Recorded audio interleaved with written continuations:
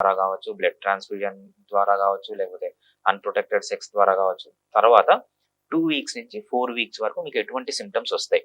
So, కొంచెం fever ఉండడము, అదే విధంగా చలి పెట్టడము, గొంతులో మంట రావడము, గొంతు ఎండిపోవడము, అదే విధంగా వీక్‌నెస్ అనేది రావడము, మజిల్ పెయిన్ రావడము, రాత్రి పూట చెమటలు పట్టడము ఈ 2-4 వీక్స్‌లో, ఒంటి పైన ర్యాషెస్ రావడము, లింఫ్ నోడ్స్ అంటే మనకు చిన్న గ్లాండ్స్ ఉంటాయన్నమాట.